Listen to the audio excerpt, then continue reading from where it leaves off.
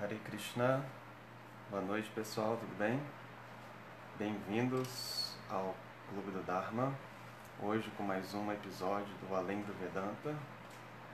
Então hoje a gente vai estar vendo a parte final das viagens de Chaitanya Mahaprabhu pelo sul da Índia e a conversa que ele teve com um dos cabeças e representantes da Sampradaya, da tradição do Vedanta, que ficou conhecida, né, pelo grande mestre Madhvacharya, que é a Madhva Sampradaya, né, que é a tradição Vaishnava, que tem o seu comentário, a sua hermenêutica do Vedanta, a sua interpretação, seus comentários acerca do Vedanta, né. Então, antes de começarmos a falar propriamente dito sobre o tema, lembrar que amanhã de manhã a gente tem o nosso dia D com Dhira, às 8h30 da manhã, a meditação matinal dominical do Clube do Dharma. E às 19h30 a gente tem o estudo da Bhagavad Gita com Nrsimhananda. A gente vai estar então vendo o capítulo 10 da Bhagavad Gita. Então é isso. Então o pessoal está chegando aqui. Bacana. Hare Krishna. Então, essa parte aqui do diálogo de Chaitanya com o representante da Madhva Sampradaya é muito interessante. Agora Chaitanya chegou em Udupi. Udupi, essa cidade fica mais ao sul da Índia, né? Ao sul da Índia e na costa oeste, que é a costa ocidental. Lá é o quartel-general, né? Onde a tradição da Madhva Sampradaya, conhecido como os Tattvavadis, né? Eles têm ali, é o quartel-general deles, onde eles têm o seu templo principal, que é onde tem a deidade de Gopala Krishna, né, que Madhvacharya encontrou, onde tem vários templos também da tradição ali, não só esse templo principal, onde tem essa deidade, foi a deidade que se manifestou para a própria mãe de Krishna, que era Devaki, e foi adorada por Rukmini, também viu essa forma. Ela foi escondida por Ashna, a gente vai contar a história dessa deidade, muito interessante. Mas então nessa cidade de Udupi é onde fica o quartel-general então da tradição Vaishnava de Madhvacharya, da qual o movimento Hare Krishna faz parte. O movimento Hare Krishna é um braço que vem da tradição da Sampradaya de Madhvacharya. Então a gente vê assim, que dentro dos Vedas existe o Vedanta, né, que é a conclusão última, é o estudo último, né, que existe dentro do conhecimento védico, que é o texto assim, que trata especificamente sobre a natureza de Brahman. Então, dentro do que é conhecido como o conhecimento do Vedanta, o conhecimento do Vedanta, tradicionalmente ele aborda o texto do Vedanta Sutra, as Upanishads e a Bhagavad Gita, né? Esse que é chamado de Prasthanatraya, são as três referências assim máximas de estilos de texto, né? As Upanishads, Vedanta Sutra e a Bhagavad Gita. Eles são as referências máximas que são aceitas por todas essas escolas do Vedanta, que tem o Vedanta como realmente assim a guia, né? Eles fazem parte então dessa tradição dos Vedas, conhecido como tradição do Vedanta, que tenta justamente estudar, conhecer a verdade absoluta, conhecer Brahman, conhecer a verdade suprema, a natureza da alma, etc. Então a gente vê que dentro das tradições do Vedanta existem 5 escolas principais, 5 tradições principais. 4 delas são tradições Vaishnavas e uma delas é a tradição de Shankaracharya, que é a Advaita, que é a tradição impersonalista. Então, além da tradição de Advaita, de Shankaracharya, a gente tem essas 4 tradições, que é a Madhva Sampradaya, da qual nós somos parte, a Shri Sampradaya, que é a Sampradaya que começou com a própria Lakshmi, a Rudra Sampradaya, que começou com o Sr. Shiva, e a Kaumara Sampradaya, que começou com os 4 Kumaras. A Madhva Sampradaya, que a gente vai falar hoje, ela começou com o Sr. Brahma, que é o primeiro ser vivo, é o criador do universo, né? Então, a Madhva Sampradaya se tornou muito forte porque ela foi a principal tradição que se opôs à interpretação monista e impersonalista de Shankaracharya, quando ele fez o seu comentário sobre o Vedanta Sutra e implementou o Vedanta Dvaita na Índia. Fazendo isso, a gente sabe na história que Shankaracharya ele conseguiu estabelecer de volta assim, o Vedanta em seu lugar de destaque na sociedade. Ele conseguiu mostrar para a sociedade, assim, para as camadas talvez mais pensantes da sociedade, naquela época, que o Vedanta, que os Vedas, eles possuíam filosofia profunda, porque essa filosofia ela tinha sido desvalorizada com o budismo, que fez severas críticas aos brahmanas, aos sacerdotes que estavam utilizando os Vedas de maneira inapropriada. Então a gente viu que Shankaracharya ele fez esse trabalho, né, de restabelecer a posição do Vedanta na sociedade, dos Vedas, através de um comentário sobre o Vedanta Sutra, de uma maneira muito profunda, filosófica, coerente. E ele então restabeleceu, e ele fazendo isso, automaticamente ele também, de alguma forma, ele conseguiu fazer com que a filosofia budista ela desse lugar ao Vedanta. Então o budismo ele começou a deixar de exercer sua influência na Índia, começou a ir então para o Tibete, para a China, etc. E aí os Vedas ocuparam de novo o território cultural, filosófico, espiritual da Índia ali, majoritariamente. E então, depois que Shankaracharya estabeleceu a tradição do Vedanta Dvaita, a primeira pessoa assim, da tradição, digamos, monoteísta, né, ou personalista, que conseguiu fazer frente às interpretações impersonalistas do Vedanta foi a tradição de Madhva, foi aquela que mais obteve expressão na sociedade. Então Madhvacharya ele ficou conhecido como um grande proponente da filosofia Dvaita, aquela filosofia que falava que as almas espirituais e Deus, eles não são ontologicamente, eles não são uma única existência.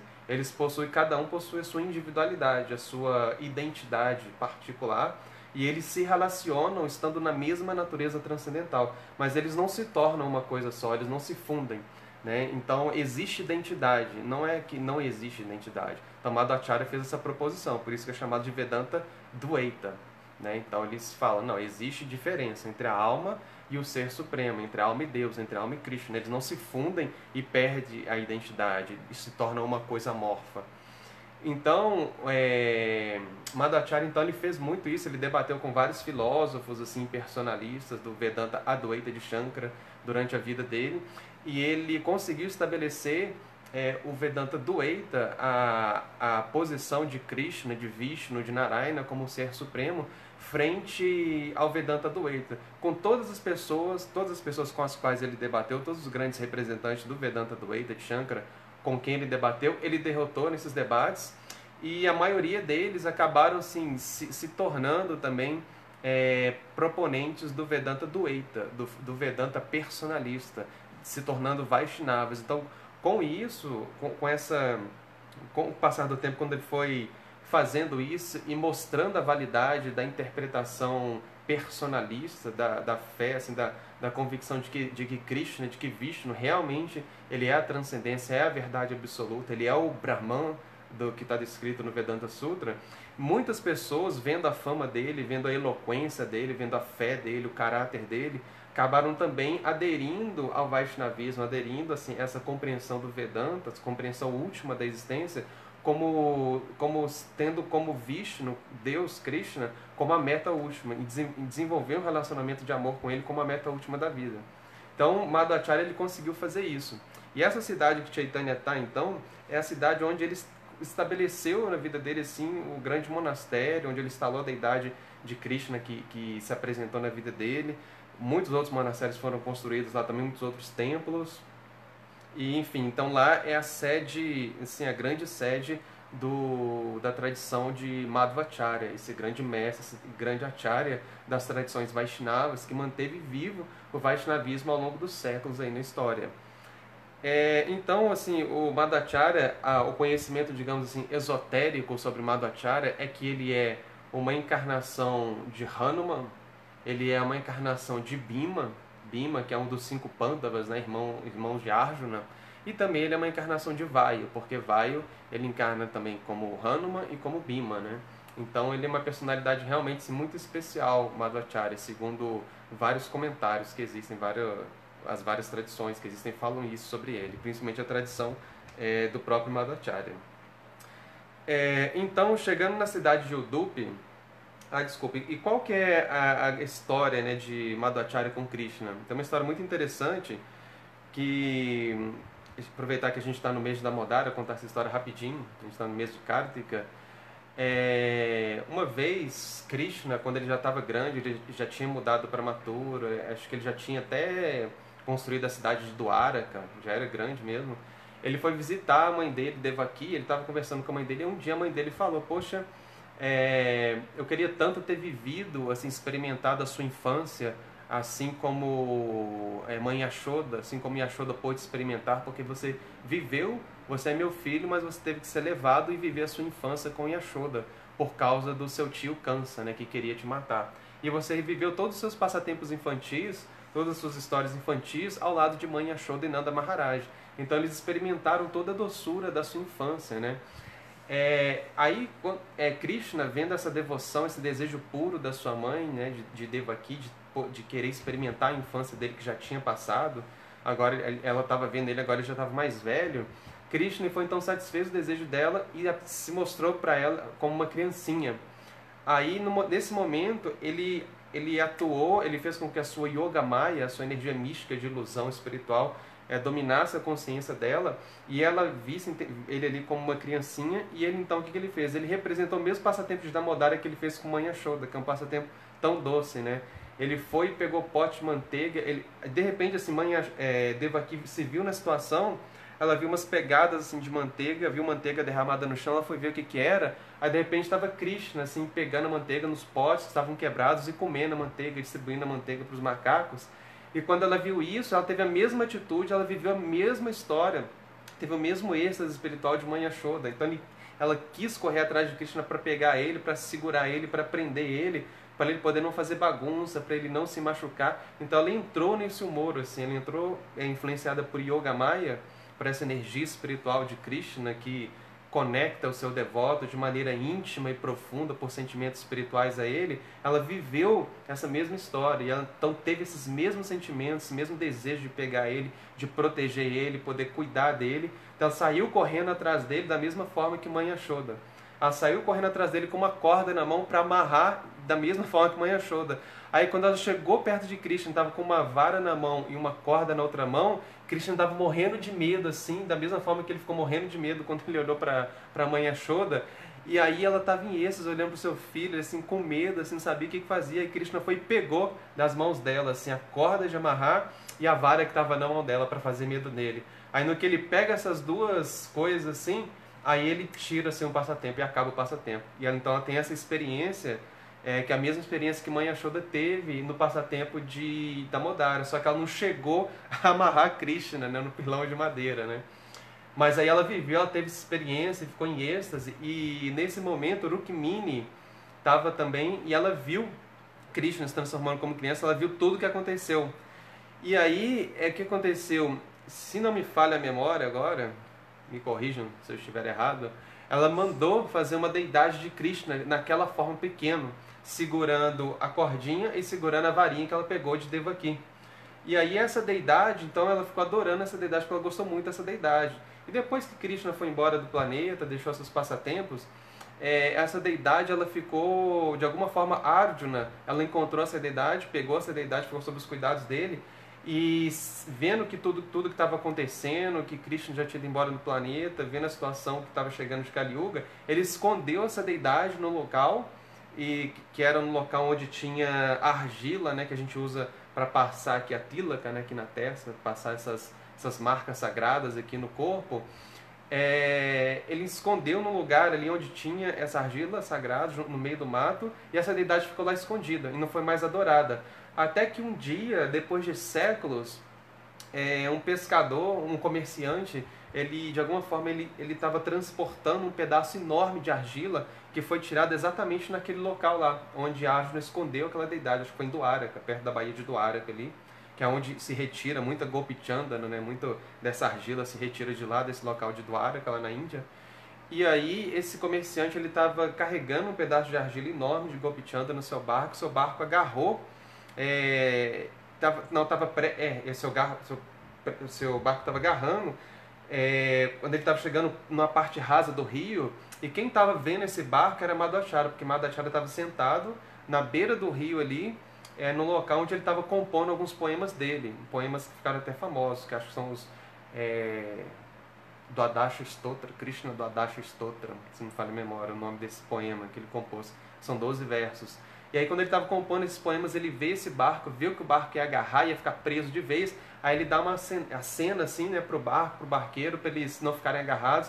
Ele direciona o barco para sair do local onde ele não ficaria agarrado, e aí o barco sai, consegue se desvencilhar onde estava agarrando, consegue cruzar aquele local, aí eles se encontram com o Madhvacharya, vão lá agradecer a ele, e aí o comerciante muito rico, perguntou para ele, ó, você pode escolher o que você quiser, que você salvou a gente, o que você quiser que tiver dentro desse barco que eu te dou. Aí Madhvacharya falou, não, eu só queria então, não quero nada, mas já que você está me oferecendo, eu quero esse pedaço de argila, de Gopi Chandana, né?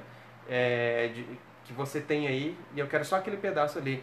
Aí ele deu esse pedaço assim, enorme de argila para ele, de Gopi Chandana para ele, e aí quando os seus discípulos estavam carregando esse pedaço de argila, chegando na cidade de Udupi, que é onde Chaitanya chegou, a gente vai falar agora, esse bloco de argila se rachou no meio, e dentro desse bloco de argila estava a deidade de Krishna, essa deidade de Krishna que se manifestou para Devaki, e que foi essa forma, né, de Krishna, que Krishna manifestou para Devaki, e que Rukmini pediu para fazer a deidade, foi adorada por ela, e que Arjuna escondeu. Aí apareceu essa deidade, que é a Bala Krishna, né, o Krishna criança. Então, assim, a gente vê que Madhvacharya tem uma relação com Krishna no seu humor de Vatsalya, né, Krishna criancinha, Krishna que é cuidado por Mãe Yashoda, por Nanda Maharaj, Vasudeva, Devaki. Então, tem essa relação, essa raça, esse humor espiritual, esse relacionamento Krishna como criança. Então é isso. Então Chaitanya chegou em Udupi. E quando ele chegou lá, o que Chaitanya percebeu? Chaitanya percebeu que os discípulos, né, os seguidores da Madhva Sampradaya, conhecido como os Tattvavadis, eles estavam assim um tanto orgulhosos assim da forma como eles estavam praticando o Vaishnavismo. Eles tinham assim um renome, até por conta de Madhvacharya ter debatido com grandes shankaristas, derrotado todos, ele era imbatível mesmo na filosofia, né? E então o Vaishnavismo estava bem estabelecido, eles tinham altos padrões assim no sistema Pancharatra, no sistema do Tantra, assim, de adorar a deidade, com os rituais todos certinhos.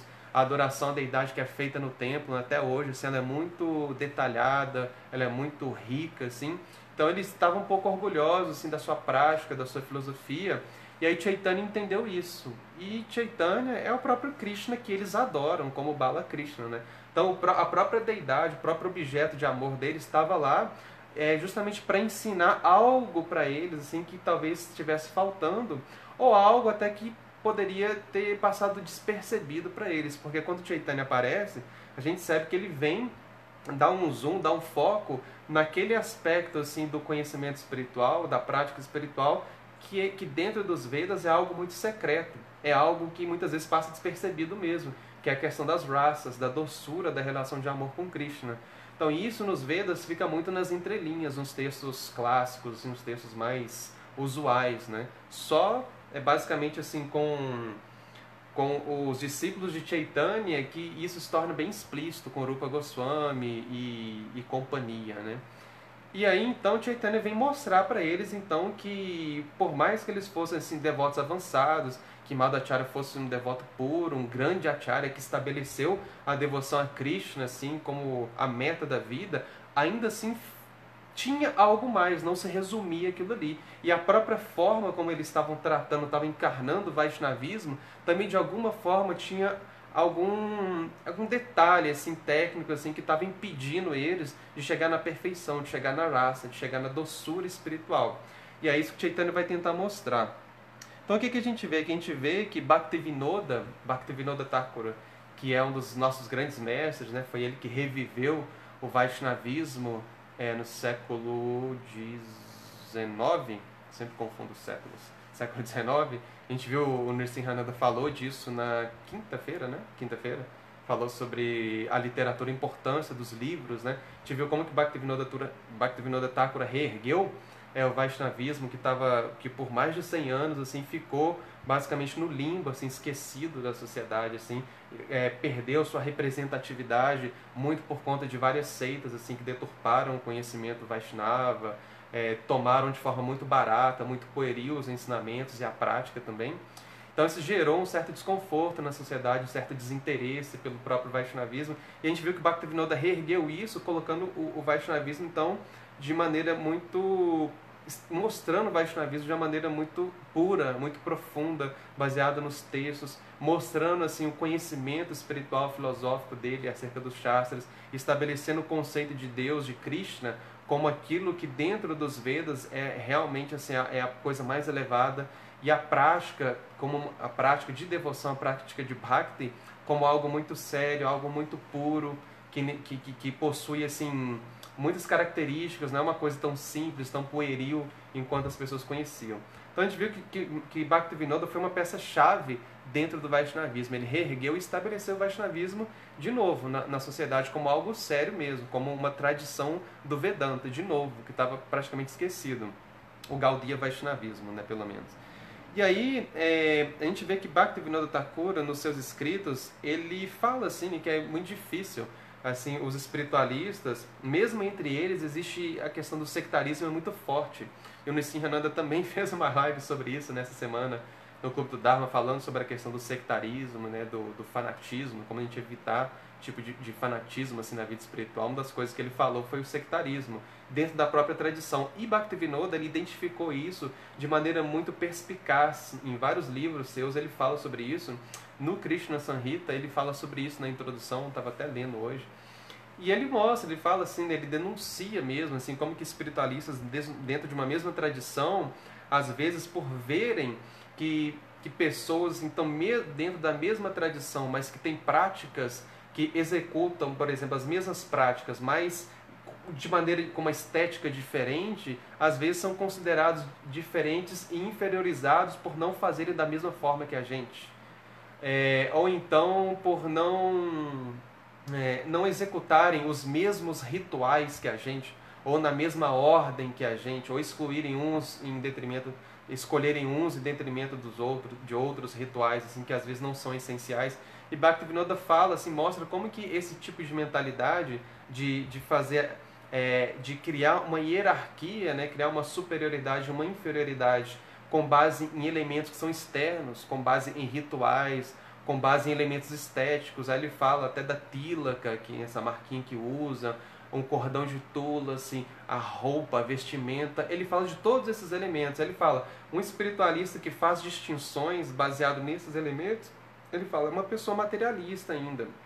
Ele é um espiritualista que ainda está muito influenciado por concepções materialistas de vida.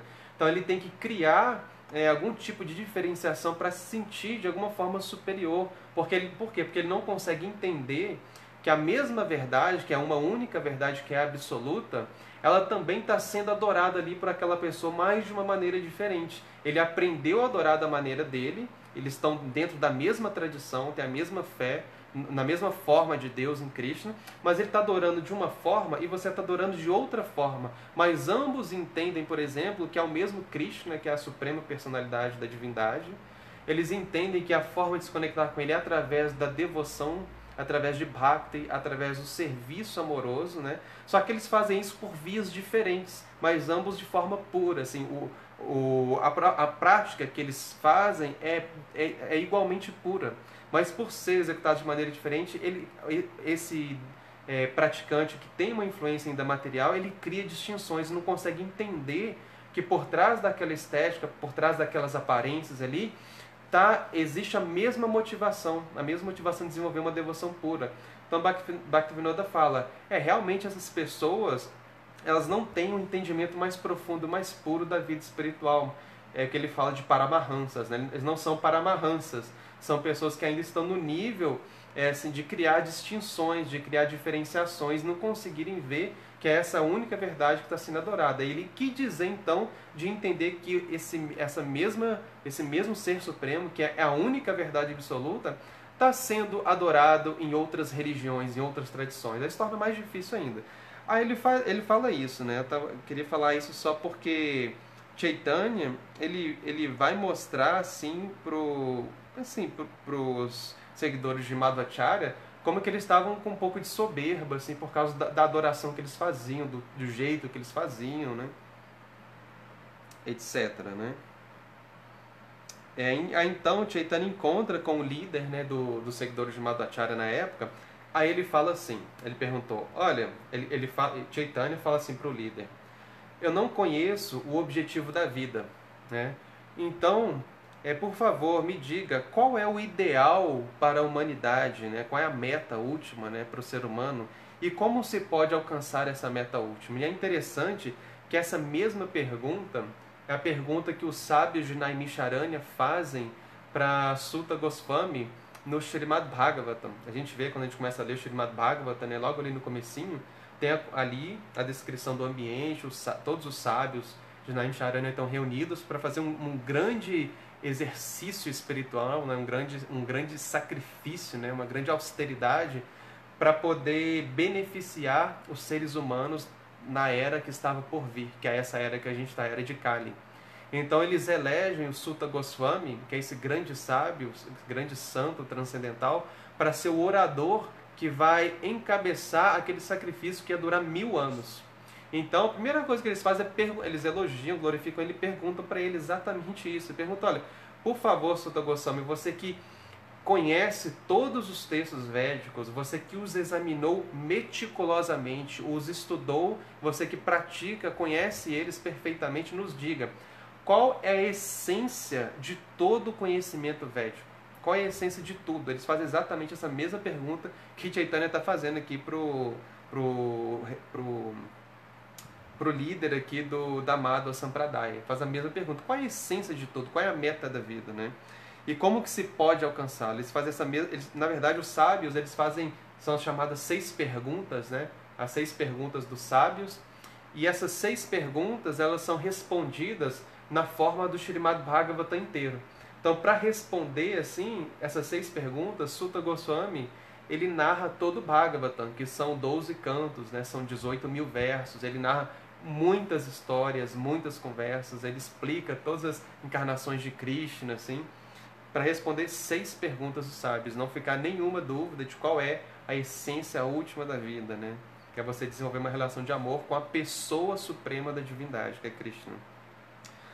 O que o Acharya responde? O Acharya da Madhva Sampradaya, ele fala, dedicar a Krishna as atividades do Varnashrama, a meta da vida é o quê? É você dedicar a Krishna as atividades do Varnashrama, pois assim a pessoa se candidata a 5 espécies de libertação. E assim o que acontece? Ela alcança Vaikunta. Essa é a meta da vida.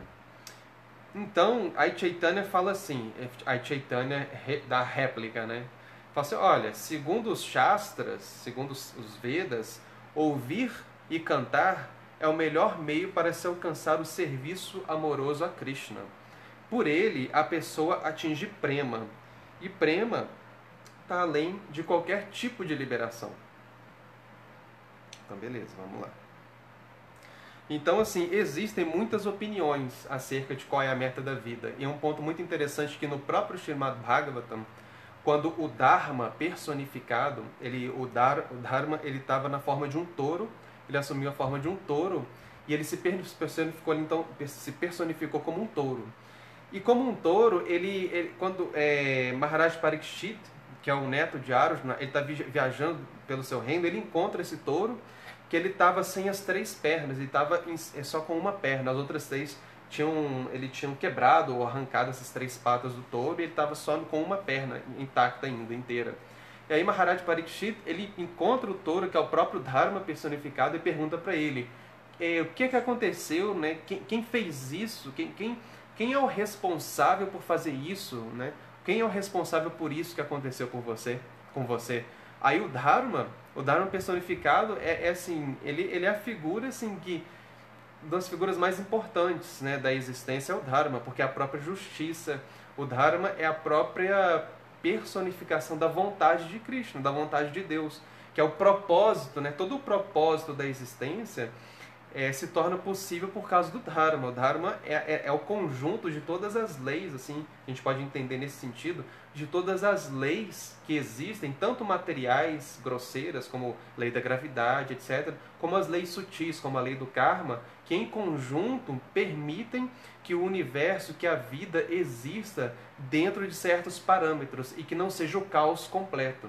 né? Então ele permite que exista um certo tipo de coerência, exista um certo tipo de harmonia, exista um certo tipo de pedagogia, de propósito que possa ser identificado, que possa ser conhecido, racionalizável. O ser humano pode passar a conhecer, então, a intenção, conhecer o propósito da existência por meio do Dharma e entender que o universo então tem inteligência, tem propósito, e que se existe propósito, existe coerência, isso existe na fonte da criação. Então ele pode chegar a inferir que o Criador, que é a fonte de tudo, então possui o quê? Possui inteligência, possui harmonia, possui coerência, possui razão, possui racionalidade, etc. Né? Então o Dharma, assim, é muito importante. Em última análise, a gente sabe que o Dharma, a essência de tudo, aquilo que sustenta tudo, o que é? É a relação de amor com Krishna, porque é isso que sustenta a natureza da alma. A natureza da alma, qual que é o Dharma na eternidade, né, que é chamado de Sanatana Dharma? É você ter uma relação de amor com Krishna. Na eternidade só existe isso, a relação de amor com Krishna. Toda alma espiritual tem uma relação de amor com Krishna em vários níveis diferentes. Então isso é o Sanatana Dharma. E aí o que o Dharma personificado falou, né, para Yudhishthira, para Parikshit Maharaj, que é o neto de Arjuna? Ele falou, olha, existem muitas opiniões, muitos pensadores, eles criaram muitas opiniões sobre várias questões da existência. Só que o que eu entendo? Eu entendo que o único responsável pelo que está acontecendo comigo sou eu mesmo, é o próprio resultado das minhas ações passadas, das minhas ações ímpias. Imagina, o próprio Dharma, né? O Dharma é a própria justiça personificada, é a própria retidão, assim, aquilo que que promove a proteção no mundo, assim, né, de todos os seres vivos. É ele que julga, no final, quando a pessoa morre, ele que julga assim, o karma da pessoa, ele que pesa o karma da pessoa e vê, ele tem serviço muito meticuloso, né, ele é dotado de um poder extraordinário, de uma pureza extraordinária para poder medir com equanimidade o karma de uma pessoa e ver o que ela tem que sofrer e o que ela tem que desfrutar nessa vida, para onde que ela tem que ir, o tipo de corpo que ela tem que adquirir. Então, ele faz esse trabalho muito sutil, muito meticuloso. E nesse momento ele fala, olha, existem muitas opiniões, muitos pensadores dão muitas opiniões. Então aqui, quando Chaitanya faz essa pergunta para o líder da Madhva Sampradaya, ele está perguntando para ele, mas ele que é o próprio Krishna, ele já tem resposta. Na verdade, é ele que vem trazer a resposta última para essa pergunta, porque da mesma forma que a gente viu como quando ele perguntou para Ramanandaraya qual é a meta da vida, Ramanandaraya, a primeira coisa que Ramanandaraya falou foi exatamente isso que o Acharya aqui falou. Foi, a meta da vida é você cumprir o seu Dharma. E você oferecer o seu Dharma como uma forma de adorar a Deus. Você cumpre o seu Dharma e oferece o fruto do seu Dharma para adorar a Deus. Você segue ali, né? Você é uma pessoa justa, você segue a ética, segue a moral. Você entende assim Deus como o desfrutador supremo, que você não é o desfrutador das coisas, você não controla, as coisas não estão sob o seu controle, tudo aquilo que chega até você, você entende como uma dádiva, e aquilo ali está sendo dado unicamente pelo Senhor Supremo, que é o único desfrutador, porque é Ele que está permitindo tudo, né? Ele que está fornecendo tudo, Ele é o único dono, Ele é o único controlador de tudo, e é aquele que merece realmente assim, ser alvo do nosso esforço. Então a pessoa, dentro desse sentido, ela se situa na sociedade de acordo com a sua natureza, e tudo que ela faz com essa consciência, como uma oferenda, né? Oferecendo aquilo ali. Então, isso é chamado, em sânscrito, né, de karma arpanam. Arpanam é adoração, e karma é ação, é atividade, é o trabalho. Então, o que é karma arpana? É você adorar a Deus através do seu trabalho.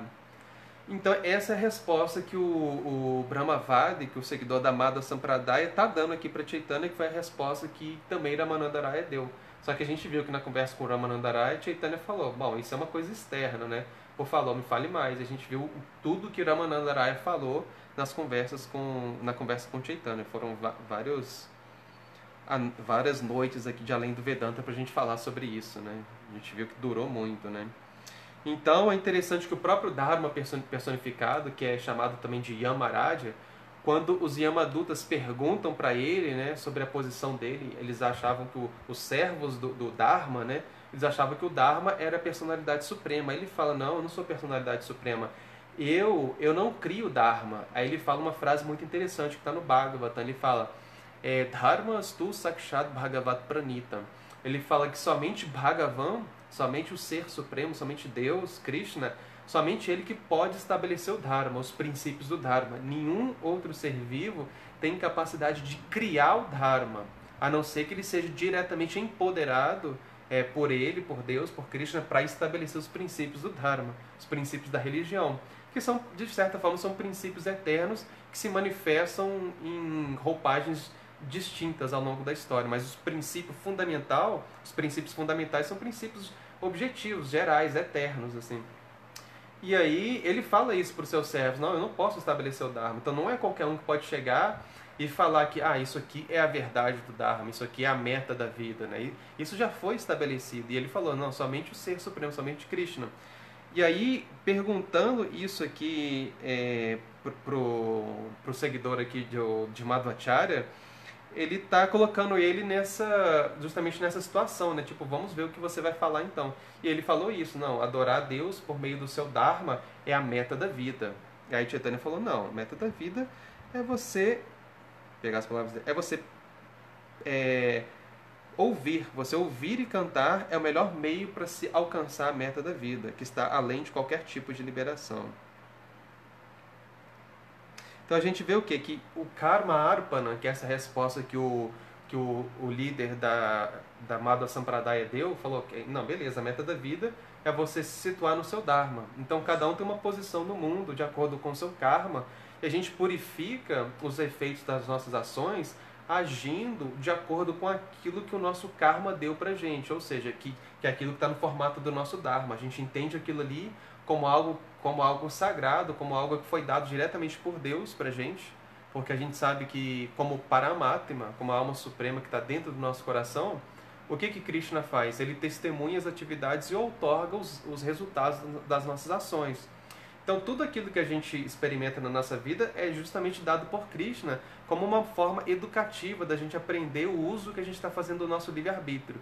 Então, se a gente tem algum tipo de restrição nas nossas atividades no mundo, é porque a gente precisa dar valor para esse certo tipo de atividade e aprender que a gente pode ter feito um mau uso desse tipo de atitude, ou que a gente não tem mérito para estar realizando aquele tipo de atividade, não tem capacidade psicológica, maturidade psicológica para estar lidando com certos assuntos no mundo, e também não tem um próprio mérito mesmo de não poder se envolver, de ter uma mobilidade, uma liberdade dentro desse mundo. Às vezes a gente vê que as pessoas realmente ficam muito restritas por causa do seu karma, né? Em situações muito variadas. E aí, por que eu estava falando disso? Karma Arpana.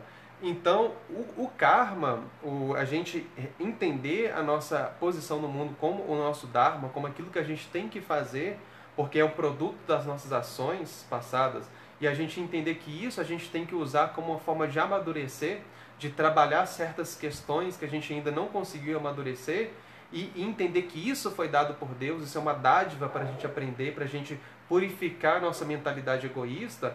Isso é o que é entendido como, você vai purificar o seu karma por meio do Dharma. Então você vai seguir uma vida de acordo com o Dharma, você vai começar a entender a realidade sob uma perspectiva diferente, né? Você vai começar a entender que o seu trabalho ele tem um outro propósito, que não é um propósito só de satisfazer a si mesmo.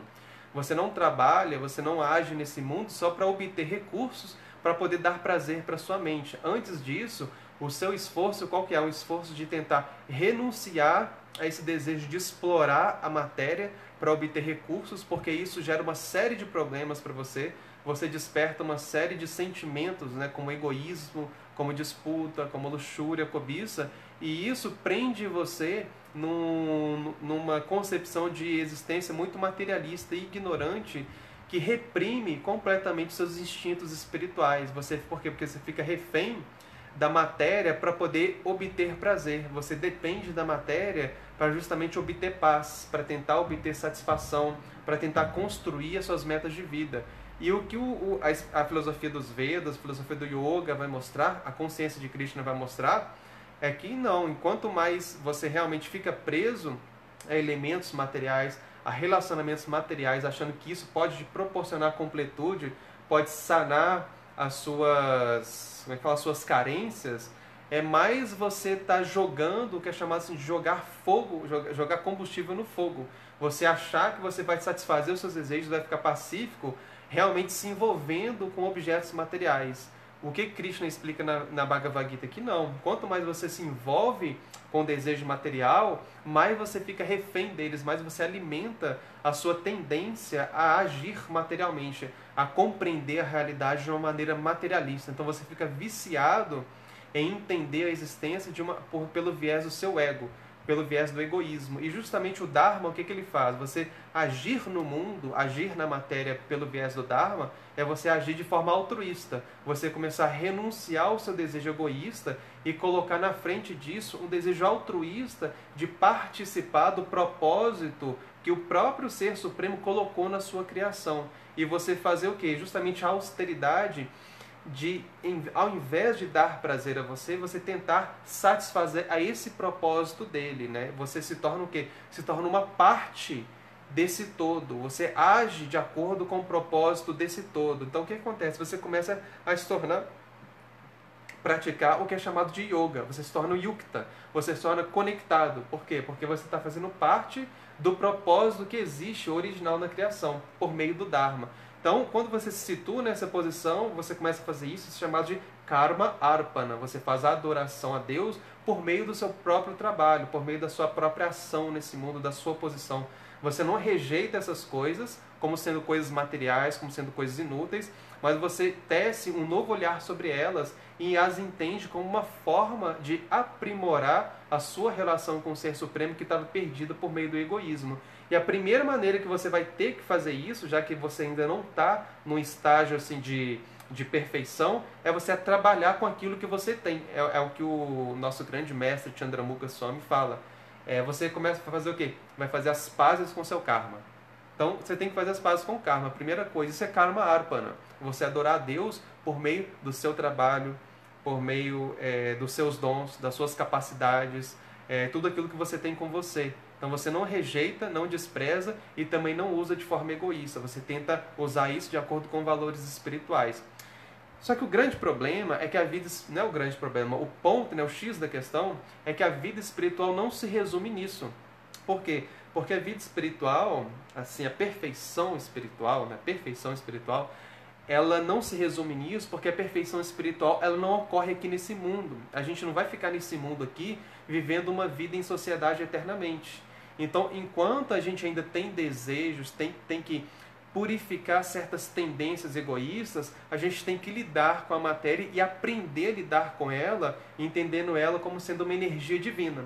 E não como sendo uma energia aleatória. Existiu aqui a matéria. Essa matéria não tem dono, ela não tem origem, ela não tem uma natureza divina, né? Ela surgiu a partir dela mesma, né?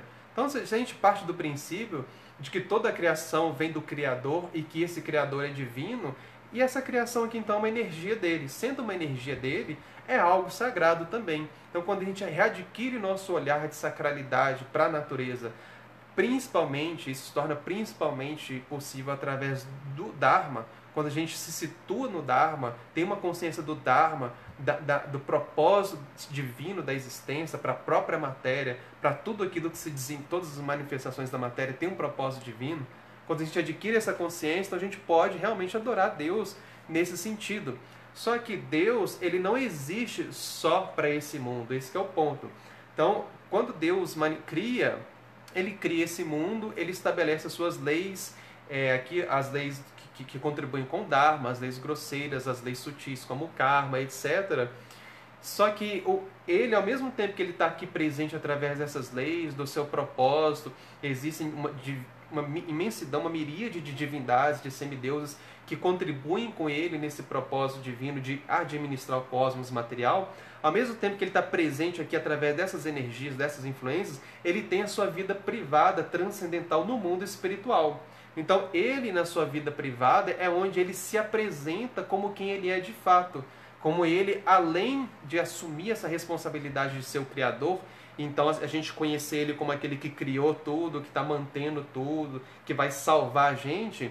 Além disso, ele tem a vida privada dentro de onde ele se mostra, quem ele é. Igual a gente, quando a gente chega do trabalho, né? Às vezes você está ali e tem uma posição assim, muito importante na sociedade, onde você tem que representar algo, você está representando uma ideia, você está representando um poder, de repente, ali, algo muito importante, e você tem que ter um certo tipo de atitude de relação com a sociedade no seu emprego. Quando você chega em casa, não existe mais você enquanto aquele emprego, existe você enquanto a pessoa que você é, e ali dentro da sua casa, por exemplo, as pessoas se relacionam com você não com o que você representa, mas como o que você é, a sua personalidade, a sua psicologia. Existem trocas de afetos sinceros. Ali você se mostra. A mesma coisa Krishna, na sua intimidade, o Ser Supremo ele também se revela, ele mostra a sua intimidade.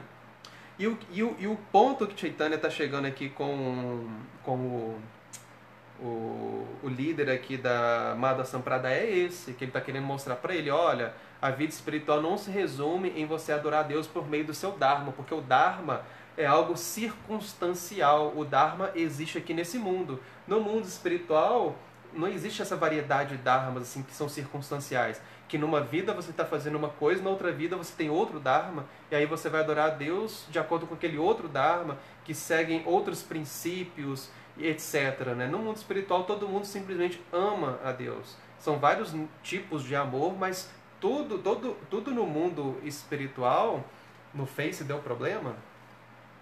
Não estou vendo aqui. A gente vai ver aqui, alguém avisou aqui que no Facebook deu problema. Madura vai olhar ali, vai ver. Então, tá vindo aqui olhar. Deu problema? Tá vindo ver aqui. Então, Deu? Aqui tá normal? Parece que tá normal, não sei.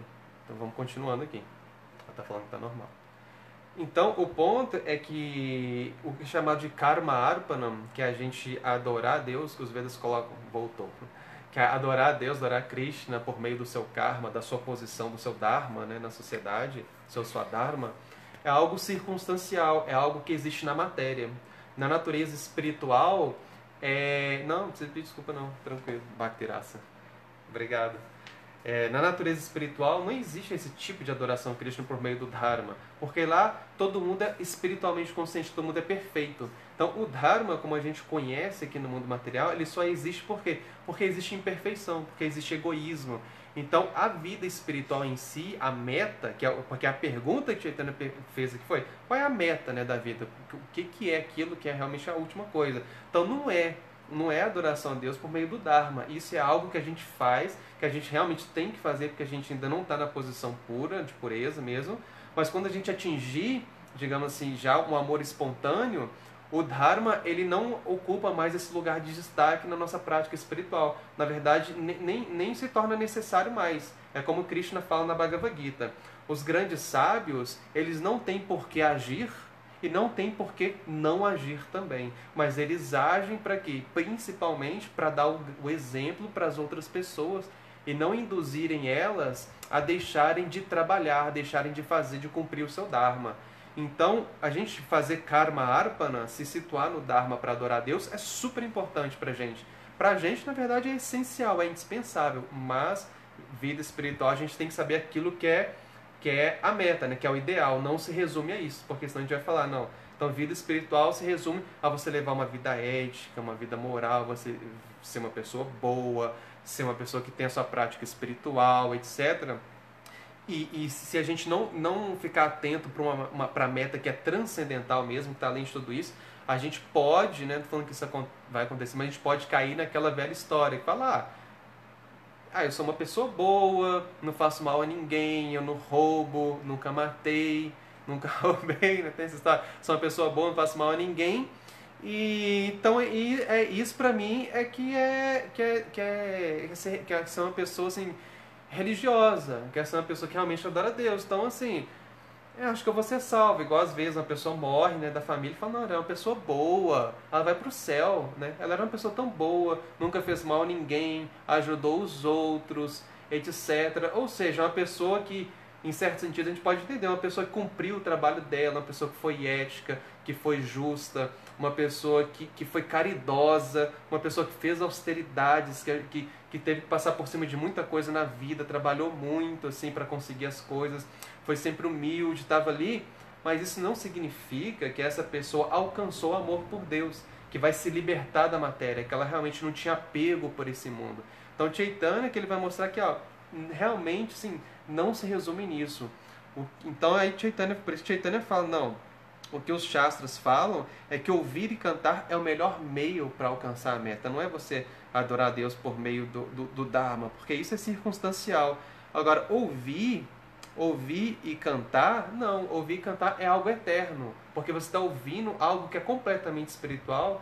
Então a sua prática espiritual, o seu meio de adorar a Deus, aquilo que você tem realmente como sua prática espiritual, não é o seu trabalho, não é aquilo que é circunstancial, que está diretamente envolvido com a matéria, né? Não, é algo que é completamente espiritual desde o princípio, que é o quê? Que é ouvir. Ouvir é algo espiritual. Por exemplo, ouvir o Mahamantra, ouvir os nomes espirituais de Deus, os nomes de Krishna.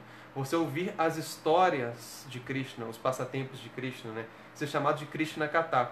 A gente vê que no Śrīmad Bhagavatam, no Bhagavata Purana, isso a todo momento isso é evidenciado. Desde ali do primeiro momento que começa a explicar a filosofia, ele desde ali o capítulo 2 do Bhagavata, primeiro canto, aquele verso Shru Shru Shru Shradadhanasya, como é que é?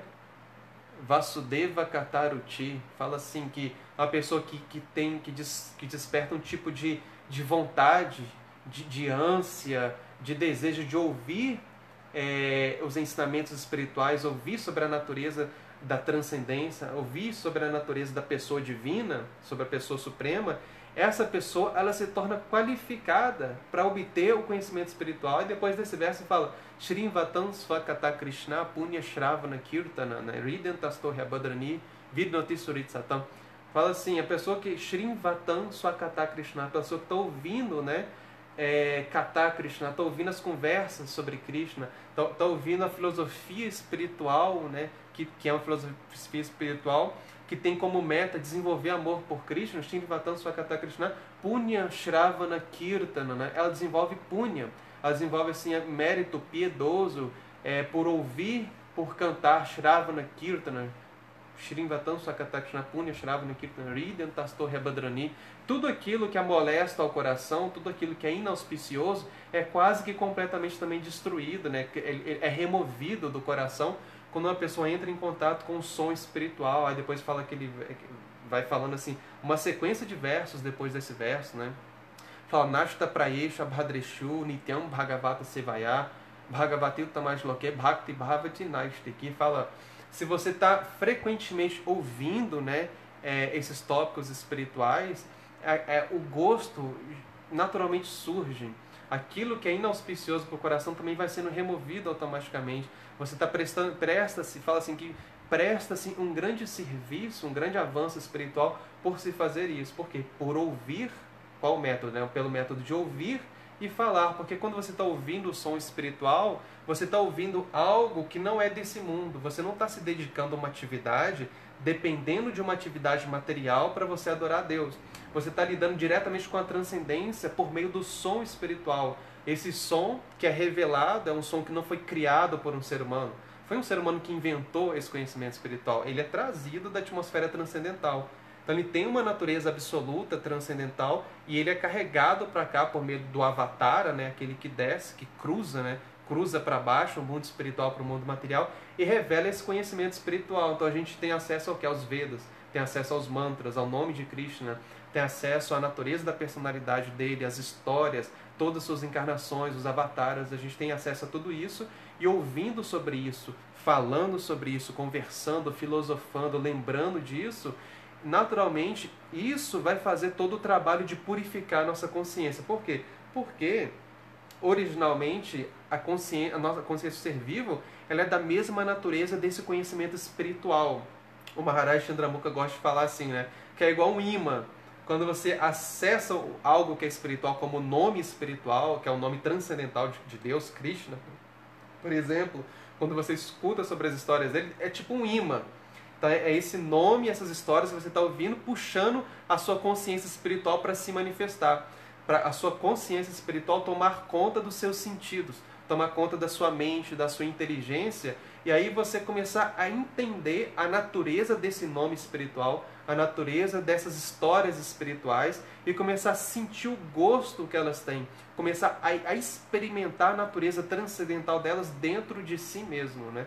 Que é o que Krishna fala no verso 2 da Bhagavad Gita, do capítulo 9, né? Ele fala que é pratyaksha vagamandharimyan susukam kartum avyayam, que esse conhecimento ele é o mais elevado, ele é o rei da educação, é o mais secreto, mas ao mesmo tempo que ele é tudo isso, ele também deve ser vivido através da prática. Pratyaksha deve ser experimentado para ele te causar uma felicidade, susukam kartum e avyayam, uma felicidade que é eterna e ilimitada, né? Porque sem isso a gente vai tentar adorar a Deus por meio do nosso trabalho, mas se a gente fica dependendo só disso, achar que a vida espiritual se resume só a isso, a gente vai estar justamente assim negando, assim, tirando, excluindo a parte mais importante, a parte mais pura, mais profunda, que é você entrar diretamente em contato com a divindade, com Krishna, com Deus, por meio da sua manifestação plena, que é o seu nome, as suas histórias. Então o foco, desde o princípio, Chaitanya está falando, aqui para o grande mestre da Madhva Sampradaya, o Bhagavatam também está falando isso desde o princípio. Desde o princípio é ouvir, é estar em contato com esse conhecimento para ele ficar sempre fresco na sua memória, dentro de você. E esse conhecimento espiritual é que vai produzir a pureza. Por quê? Porque se a gente acha que a gente depender, né? Porque esse não estou falando que o líder da tradição de Madhvacharya está falando isso, mas é uma coisa que pode acontecer. E acontece muito, a gente achar que nós temos capacidade para poder purificar a nossa consciência, que nós temos poder para isso, e que através da nossa prática, tipo, eu vou fazer uma prática de meditação, eu vou seguir estritamente o meu trabalho, o meu dharma, e com isso eu vou me libertar da ilusão material. Ou seja, eu estou colocando toda a responsabilidade para mim, achando que eu sou capaz de controlar a influência da matéria. Eu sou capaz de controlar a influência do mundo material sobre a minha consciência, né? Ou seja, como se eu fosse Deus. Não, eu dependo do meu esforço unicamente para atingir a natureza de pureza. E o que Krishna fala, não é assim, né? A gente depende, é justamente uma via de mão dupla. É como o passatempo de Damodara. Mãe Yashoda vai amarrar Krishna e ela não consegue, falta 2 dedos. Aí Krishna, ela vê a pureza, o esforço sincero do seu devoto em querer alcançar ele, em amá-lo com verdade, com pureza, com dedicação, com todas as boas qualidades. Ele vendo esse esforço, ele dá o passo dele. Então ele fala, aí os acharyas falam, esses 2 dedos de corda que falta para a mãe Yashoda amarrar Krishna no pilão de madeira, um dedo é o esforço do devoto e o outro dedo é a misericórdia de Krishna. Krishna se revelando, se dando, se deixando ser amarrado o quê? Pelo amor, pela devoção. Então se a gente coloca a esperança, a fé, faz do nosso refúgio, assim, o refúgio da nossa fé, da nossa esperança, deposita isso no nosso esforço, no nosso esforço que é limitado, em nós que somos falíveis, a gente está colocando essa esperança em algo que a gente já sabe que vai dar errado, porque a gente entende que nós somos limitados. A gente vê que a gente cai a todo momento, a gente se desvia a todo momento, e a gente achar que a gente vai ser capaz de por nós mesmos alcançar por isso, não é possível. Então a gente tem que depositar confiança em que Krishna fala no final da Gita, O Arjuna, Sarva Dharmam Parityaja Mamekam Sharanam Vraja. Você tem que abandonar a esperança de se iluminar, de alcançar a transcendência no Dharma. O Dharma por si só não vai te proporcionar isso. Você tem que depositar sua confiança em mim. Porque quando você estiver praticando o Dharma, você vai estar dependendo do seu esforço, das circunstâncias, de coisas circunstanciais. E essas coisas estão sempre mudando. São coisas muito imprevisíveis. Mas eu não. Eu sou uma verdade que é absoluta. Eu sou fixa, eu sou eterno, eu sou imutável. Então você tem que depositar a sua confiança em mim. A sua inteligência tem que estar passando por mim. Então quando você conseguir interpretar o mundo, ler o mundo, a partir dessa consciência espiritual conectada comigo, você vai ter uma inteligência fixa naquilo que nunca muda, que é a verdade absoluta. Em mim, que estou por trás de todos os fenômenos, que estou controlando todos esses fenômenos também. Então, quando você tem essa inteligência fixa em mim, então você deixou de depender do Dharma, você deixou de depender da sua ética, da sua moral, do seu esforço de meditação, da sua capacidade de se concentrar, da sua capacidade de meditar, e você vai continuar fazendo todas essas coisas, mas dependendo de mim, se devotando a mim, né? E é isso que Krishna fala de abrigo. Se abrigue em mim, dependa de mim, não do seu esforço, porque isso é como o Prahlada Maharaj fala no Bhagavatam, né? A gente sabe que o Prahlada Maharaj é aquele grande devoto de Krishna que Nrsimhadeva aparece para salvar ele. E aí Prahlada Maharaj ele fala, né? Quantas vidas que a gente está aqui fazendo o quê? Mastigando o mastigado, né? Então a gente viveu assim milhões de vidas, vai viver ainda muitas vidas e está fazendo o quê? Vivendo tudo aquilo que a gente já viveu, tentando experimentar as mesmas coisas que a gente já experimentou antes, achando que a gente vai obter algo de novo nesse mundo. Mas é como diz, né? Como diz a Bíblia lá no... Como é que é aquela parte lá do Salomão? Que ele fala muito da vaidade, eu sempre esqueço o nome desse texto da Bíblia, não sei se é o Novo Testamento, né? Mas ele fala, né? Tudo no mundo é vaidade, não existe nada de novo sobre o céu. É vaidade, né? É vaidade das vaidades. Só existe vaidade, né? Então é isso, né? Krishna Chaitanya então está mostrando para o seguidor aqui da Madhva Sampradaya que realmente a vida espiritual, a base dela, aquilo que vai dar a meta, é um processo que desde o princípio ele é espiritual, ele é transcendental. Então quando a gente medita no nome de Krishna, a gente está falando sobre ele, está falando e cantando, né? É Nama Bhajana, a gente faz a nossa adoração por meio de recitar o nome que é transcendental. Esse nome é completamente puro, ele é o próprio Krishna na forma do nome. Então Krishna, ele como a verdade suprema, a gente está se abrigando nele por meio do nome, e ele tem o poder, ele tem a capacidade para fazer tudo, inclusive para purificar a nossa consciência, fazer com que a gente desenvolva inteligência, porque é ele que dá inteligência para a gente, ele que dá esquecimento, ele que dá a lembrança em última análise, ele que está em última análise controlando tudo, inclusive o nosso karma. E se a gente está dependendo dele e não do karma, não desse mundo material, mas vivendo nesse mundo, mas dependendo dele, ele de fato ele vai interagir com a gente se a gente está colaborando com o propósito dele. Então ele vai dar tudo aquilo que a gente precisa e vai preservar tudo aquilo que a gente já tem também. É exatamente isso que ele fala para Arjuna na Bhagavad Gita. Eu dou o que falta e preservo o que tem. Então o processo de ouvir e cantar que Chaitanya está falando, ele resume todo o processo. Ele é o início, o meio e o fim de tudo. No início você começa ouvindo as instruções, estudando e falando e cantando e meditando, que vai te trazer a lembrança de tudo que é espiritual, de toda a natureza espiritual que está por trás de um nome de Krishna, que quer revelar a forma dele, as suas qualidades, todas as histórias. Você vai começando a meditar nessas histórias enquanto você canta, e você fica absorto numa natureza transcendental que Krishna revela para você na sua consciência, né? Então é isso, é depender dele. Então, deixa eu ver minhas anotações aqui. Vamos pulando aqui. Anotei muita coisa, mas já são 8h30, como sempre, né? Uma coisa que Chaitanya fala é o seguinte, ele fala assim, uma frase que ele fala na vida dele, ele fala: Nityasiddha Krishna Prema Sadhya Kabunaya Shravan Adi Shuddha Chitte Karaye Udaya. Ele fala, Nityasiddha, a natureza, a perfeição eterna, Nityasiddha, a natureza eterna da alma, é Krishna Prema. Nityasiddha Krishna Prema, é o amor puro por Krishna. E esse Nityasiddha Krishna Prema, Sadhya Kabunai. Qual é o Sadhya? A forma de você obter isso, de você despertar essa meta suprema que é o Krishna Prema, que é o amor puro por Deus, por Krishna. Qual a forma que você tem que fazer? O que você tem que fazer para despertar isso? Então ele fala Nityasiddha Krishna Prema Sadhya Kabunai. Ele fala Shravan Adi. Então Shravana é ouvir. Ele fala Shravana Adi. Adi é tipo etc. Então é tipo ouvir e etc. Ouvir é você falar, você conversar, você cantar, você recitar o mantra. Então ouvir, cantar e etc. Esse é o meio que você tem, Shravanad Shuddha Chitte, para você purificar a sua chitte, a sua consciência, Karaye Udaya, e fazer para despertar essa consciência profunda espiritual de Krishna Prema, desse amor puro que já está dentro de cada um. Ele fala Nityasiddha, é a perfeição eterna, é aquilo que não muda, é aquilo que a essência de todo ser vivo está aí. Você tem que simplesmente despertar isso por meio de ouvir e cantar, que é o processo de você relembrar quem você é, né? Então é isso. Então aí Chaitanya fala assim, para terminar: em todas as escrituras reveladas existem condenações das atividades fruitivas.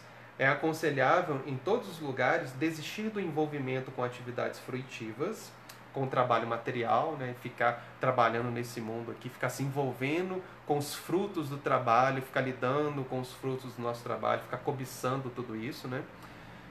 E pois ninguém pode atingir o objetivo mais elevado da vida, o amor a Deus, simplesmente executando esse processo de atividade fruitiva. Então é exatamente isso que a gente falou.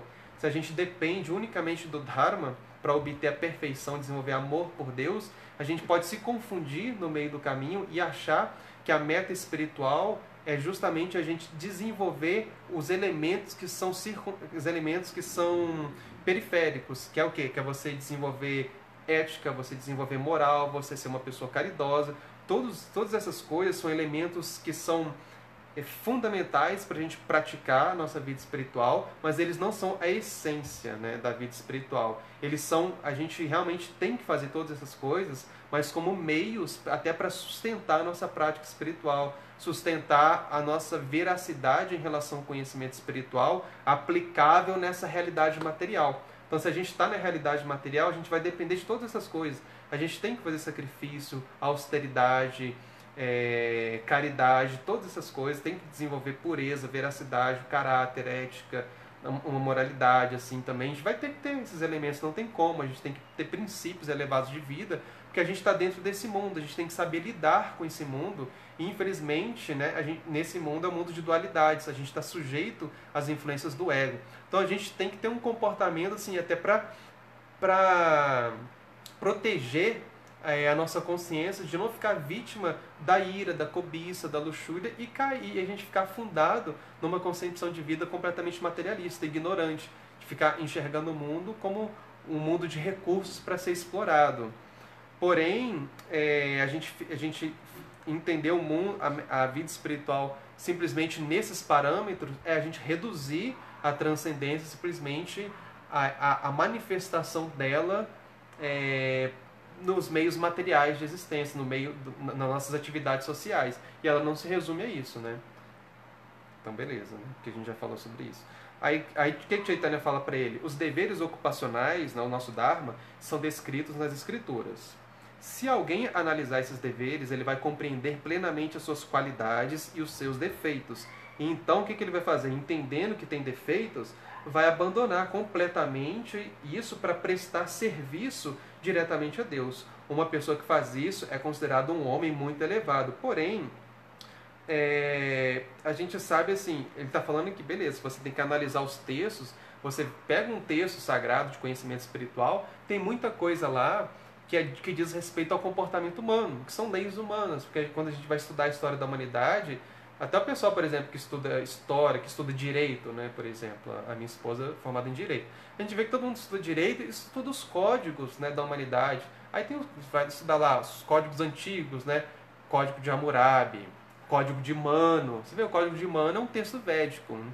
Então a pessoa pode achar, nossa, o Código de Manu é um Veda, é algo transcendental. Não é. É um código de leis, é um código de moralidade, de ética, de comportamento, de leis mesmo, assim, de leis assim, do Estado mesmo, assim, de o que uma pessoa, como que ela deve ser punida, o que ela tem que fazer em certas ocasiões, que tipo de punição que ela deve receber ou não deve receber por causa de algo que ela fez que é contrário ao Dharma, que ela invadiu a liberdade do outro, um crime que ela cometeu.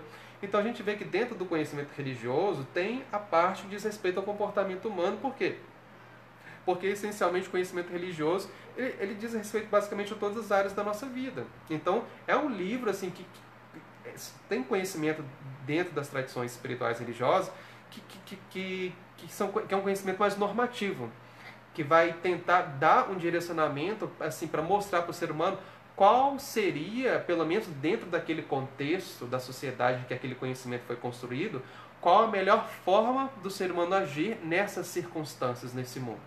Então a gente vê que tem falhas, por isso Chaitanya está falando, esse conhecimento que é o conhecimento de deveres, da ocupação desse mundo, da forma como a gente vai executar o nosso Dharma nesse mundo, existem muitas coisas que são circunstanciais, são de época, e a gente tem que saber adaptar para a nossa realidade. Então ele está falando, tem muitas coisas que têm defeitos, então a gente tem que prestar atenção para não achar que a nossa adoração a Deus por meio do Dharma é algo perfeito, sendo que às vezes essas imperfeições do Dharma podem estar sendo inseridas na nossa prática espiritual de uma maneira muito sutil que a gente nem esteja percebendo, né?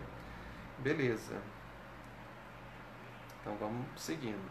Aí Krishna cita esse verso da Gita, né, que é o 1866, abandone todo o Dharma e se renda a mim, eu te libertarei de todo o karma, não tema, né? Então, ou seja, não coloque não deposite a sua confiança, a sua fé, a sua shraddha no Dharma, no seu próprio esforço em seguir a ética, a religiosidade, seguir as leis desse mundo, porque isso pode falhar, essas coisas mudam, mas eu não mudo. Eu sou aquela verdade que está presente em todos os locais e todas as verdades desse mundo são relativas a mim. Todas elas, de alguma forma, podem apontar para mim se você me conhece em verdade, porque você vai ver que eu estou por trás de todas elas.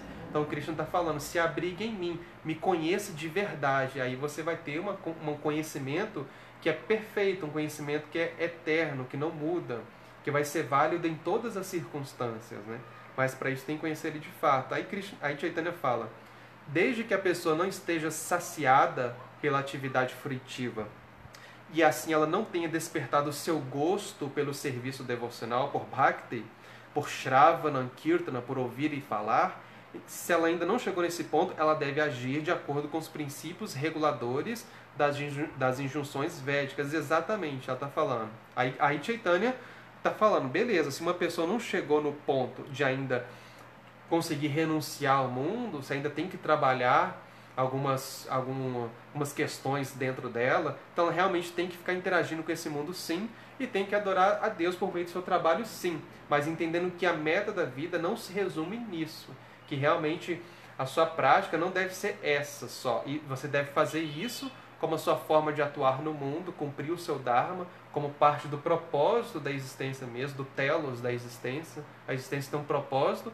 e você pode cumprir ele por meio do seu trabalho, usando a sua vocação, tranquilo. Você vai construir cultura, você vai consumir cultura que está de acordo com princípios do Dharma, você vai consumir ideologias, vai tentar ajudar ideologias que contribuem com os princípios do Dharma também, segundo o momento da civilização que você vive, você vai entender como aplicar isso de maneira inteligente, de maneira filosófica, você vai dialogar com o mundo nas circunstâncias em que você vive. Beleza, isso aí é básico. Mas aí o que Chaitanya está falando? Está mostrando justamente esse ponto. Então, se a gente não chegou no ponto de desenvolver a pureza para não depender disso mais, por exemplo, você chega num ponto de pureza em que você pode adotar uma vida renunciada, tipo uma vida que a gente chama de sannyasi, né, de babaji, e viver somente em prol da sua prática espiritual. Então, você não tem mais deveres a cumprir nesse mundo, porque você já cumpriu todos os seus deveres, e você já purificou os seus desejos, você não tem mais esperança, você não nutre mais esperança de obter algum tipo de extrair algo desse mundo, de obter algo desse mundo, porque você já entendeu a completude que tem no seu próprio ser, e você obtém isso na sua relação com Deus, você vê Ele por trás de tudo, então você não depende dos objetos desse mundo para poder satisfazer suas carências. Não, você já entendeu que você sempre foi completo na sua natureza interna. E se você então não chegou nesse ponto, aí você ainda depende tem que trabalhar suas questões materiais ainda. Você não está pronto para se desapegar dos seus deveres. Você tem ainda deveres a cumprir. Então, por isso, você tem que seguir Varunashrama, você tem que cumprir o seu Dharma. E aí, o que a rainha Kunti fala, que é a mãe de Arjuna? Ela fala, olha, Janma Aishvarya Shruta Shribhi Edamana Madapumam Navai Habti Abhindatum Vai Tvam Akinchana Gocharam. Uma pessoa que não está materialmente esgotada, que ela ainda tem esperança de aprimorar o seu karma em Janma Aishvarya Shruta Shribhi, em obter um bom nascimento, de obter opulência, de obter conhecimento, de obter beleza, saúde. Se a pessoa ainda cultiva essas coisas na vida dela, tem esperança deposita fé, felicidade, esperança nessas coisas para trazerem a sua meta de vida, ela ainda não está pronta para quê? Para adorar Krishna de todo o coração. Então ela fala, as pessoas que ainda não estão esgotadas, que ainda nutrem esperanças na matéria, elas não podem, a ela falando para Krishna, a rainha Kunti, a mãe de Arjuna, falando para Krishna. As pessoas que ainda estão nessa posição, que é a maioria de nós, né, elas não podem se aproximar de você, Govinda, de maneira sincera. Elas ainda não têm condições de fazer isso, porque ainda estão depositando a sua fé nas questões materiais, né? Então, essa é basicamente a nossa realidade. E realmente o Chaitanya está falando isso, né? Realmente, se a pessoa ainda não está nessa posição, ela não conseguiu desenvolver o gosto por ouvir essas histórias, conhecimento espiritual, ficar interessado por ele, se absorver nele, em falar sobre ele, em conversar sobre ele, em debater sobre ele, em ficar lembrando dele. Então, a gente ainda depende do nosso Dharma para poder sustentar a nossa vida espiritual. Aí, terminando, Chaitanya fala, os devotos puros, aquelas pessoas que realmente alcançaram a transcendência, sempre rejeitam os 5 tipos de liberação, que foi o que o líder dos Tattvavadis falou, os 5 tipos de liberação. Que esses 5 tipos de liberação incluem viver nos planetas espirituais Vaikunta, possuindo as mesmas opulências que o Senhor Supremo, tendo as mesmas características corporais do Senhor Supremo, ou então se fundindo no Senhor Supremo, que é algo que não tem como, mas que os Mayavadas acham que pode ter, os Advaitavadis. Então, os devotos puros, eles não aceitam essas bênçãos sem o serviço do Senhor. Por quê? Porque quando Chaitanya perguntou aqui no começo da conversa qual é a meta da vida, o que o líder dos Madhacharyas falou? Ele falou, olha, você tem que adorar Deus por meio do Dharma, para você obter alguns... Aí, porque fazendo isso, você se situa numa posição tal que você se torna apto a obter um dos 5 tipos de libertação e viver no mundo de Vaikunta, no mundo espiritual. E aqui Chaitanya está falando, não, um devoto puro, ele não almeja a libertação. Ele nunca almeja nem viver no mesmo planeta que o Senhor, obter as mesmas características que ele, ter as mesmas opulências dele, ser um associado dele, se não existe a possibilidade dele servir. Se o serviço, se a mentalidade de servir, de amar a ele por meio de um serviço, de dar prazer a ele, não for a coisa mais importante. Ele não está nem interessado em se libertar. Ele está interessado em servir, em conseguir alguma coisa por meio da sua prática espiritual. Então Chaitanya está falando, não, os devotos puros, eles não aceitam essas bênçãos de se libertar, de ir para o planeta espiritual, de ser um associado do Senhor, se isso é desprovido da possibilidade de servir a Ele. Por quê? Porque no mundo espiritual, as almas espirituais, de fato, o que elas querem? Elas querem satisfazer o desejo de Krishna. Elas não são o centro. O desejo pessoal, que é o egoísmo, não é o centro, não existe no mundo espiritual. No mundo espiritual só existe o altruísmo o espiritual, o altruísmo absoluto, que é o quê? Que é você ter uma necessidade, um desejo, uma necessidade natural de dar prazer a Krishna. Você quer satisfazer ele, você quer ver ele feliz. Ele é o objeto do seu amor. E por ele ser o objeto do seu amor, você não quer dar prazer para você, você não quer extrair prazer da companhia dele, você quer ver ele feliz. Você faz tudo possível para ver ele feliz, porque ele é o objeto de toda a sua devoção, objeto assim, de toda a sua existência, todo o seu ar vital é ele. Então o mundo espiritual, segundo os Shastras, os Vedas, essa é a mentalidade, é o altruísmo absoluto, né? Então Chaitanya está falando isso.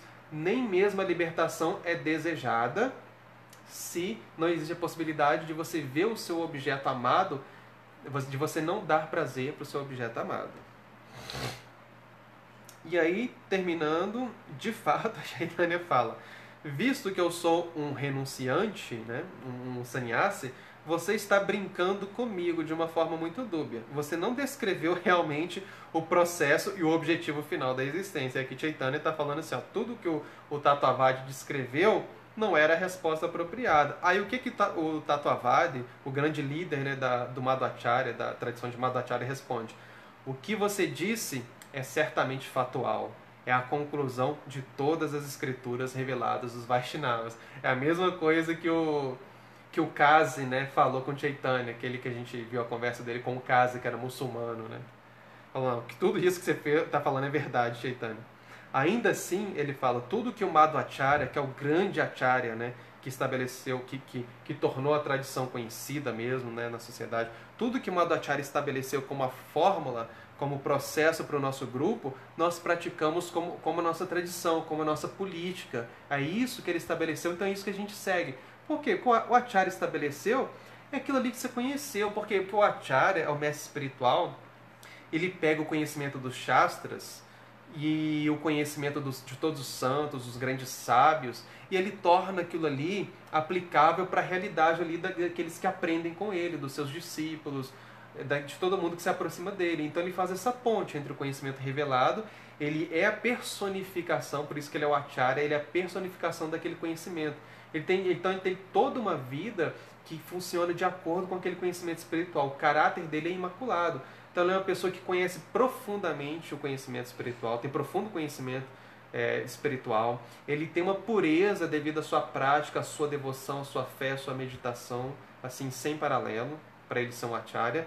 Ele é capaz de influenciar as outras pessoas através do exemplo dele, de dar poder, de empoderar essas pessoas para praticar a vida espiritual. Pelo próprio exemplo dele, as pessoas se sentem inspiradas. Ele é capaz de convencer filosoficamente as pessoas que têm dúvidas, as pessoas que desafiam. Ele é capaz de debater, capaz de ensinar, capaz de convencer, né, através também da conversa, da filosofia. Então ele é dotado de uma série de atributos para ele ser um Acharya, ser uma pessoa que é o grande representante, que vai estabelecer uma tradição num momento histórico específico. E Madhvacharya foi isso. Madhvacharya ele representou tudo isso. Ele tem esse conjunto todo assim na vida dele, na vida e obra dele, tudo que ele fez. É assim, um negócio impressionante. Daqui uns dias a gente vai falar sobre ele, quando a gente vai falar das sampradayas do Vedanta, né, das tradições do Vedanta, a gente vai falar sobre ele de uma forma mais acurada. Mas ele tinha tudo isso. Então, chega um Acharya desse e estabelece, igual a gente veio o Prabhupada. Prabhupada veio para o Ocidente, que é o nosso grande mestre espiritual. Ele é o grande Acharya, assim, da era moderna do Vaishnavismo. Não tem ninguém igual a ele na era moderna.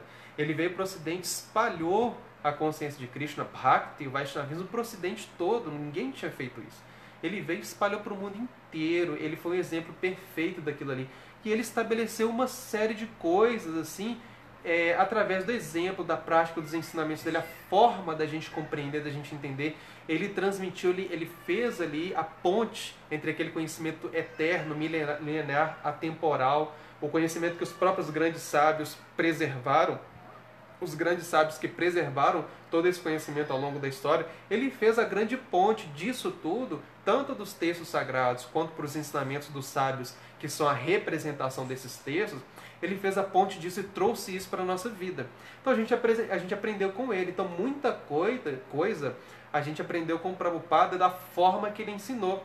E às vezes, quando a gente vai lá nos textos clássicos, da onde ele trouxe esse conhecimento, a gente vê que às vezes não é a mesma linguagem, por exemplo, que ele usa. É o mesmo ensinamento, mas é uma linguagem diferente, por exemplo. A gente vê que muitas vezes ele deu ênfase naquilo que ele viu que era a coisa mais importante a ser feita. Então ele tinha que dar ênfase, tinha que transmitir o conhecimento, enfocando mais um ponto específico. Por isso que o Prabhupada sempre falava serviço devocional. Ao invés dele falar Bhakti como o amor puro por Deus, ele falava, não, amor é algo prático. Você tem um objeto do seu amor e você quer ver ele feliz. Então o que você faz? Você tem uma atitude. Amar é um verbo, né? Então você faz alguma coisa para realmente esse amor se tornar expressivo. Então o que você faz? Ao invés de você querer explorar o seu objeto de amor e obter prazer dele, se satisfazer com aquele amor, você quer fazer ele feliz, fazer esse objeto de amor feliz. Então você quer servir. Você tem que servir de alguma coisa para dar prazer para ele. Você tem que servir para fazer ele feliz, né? Então você tem que servir para alguma coisa nessa vida. Para que você vai servir? Você serve para quê? Eu sirvo para fazer, por exemplo, cumprir o propósito divino, fazer Deus feliz. Essa era a tradução dele de Bhakti. Então a gente vê que o Prabhupada, nos seus comentários, ele traz esse aspecto, que é um aspecto mais profundo, que é a conclusão, que é o Siddhanta, né? A conclusão final que Chaitanya está mostrando, que Chaitanya trouxe em todos os seus diálogos, é você prestar um serviço amoroso. E ele fez isso ensinando a gente a fazer isso como? cantar o Mahamantra Hare Krishna, praticar o serviço, respeitar as outras pessoas, respeitar os devotos, ter uma atitude humilde, você ouvir, você ler, você estudar, você adorar a deidade, você distribuir essa literatura, ensinar aos outros, você oferecer o seu alimento para Deus. Ele ensinou tudo para a gente, sempre com foco no serviço devocional. Então ele foi o grande acharya que ensinou a gente a praticar assim. E essa é uma forma que a gente entende que é a forma perfeita, é a forma que Chaitanya também ensina, mas aqui no ponto é que Chaitanya está falando, que o Acharya da Madhva Sampradaya está falando aqui, ó, o nosso Acharya ensinou a gente a fazer desse jeito. Então a gente está fazendo assim, está levando assim. E é muito interessante que aí o que Chaitanya está mostrando é que o que ele veio mostrar, de alguma forma, existe um tipo de complemento para o que Madhvacharya ensinou.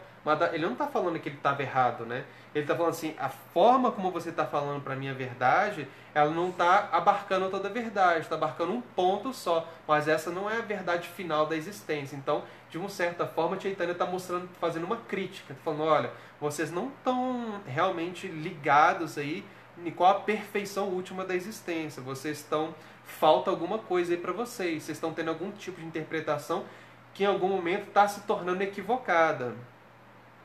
Então o Acharya ele estabeleceu os padrões, né, e tal. Deixa eu só pegar aqui.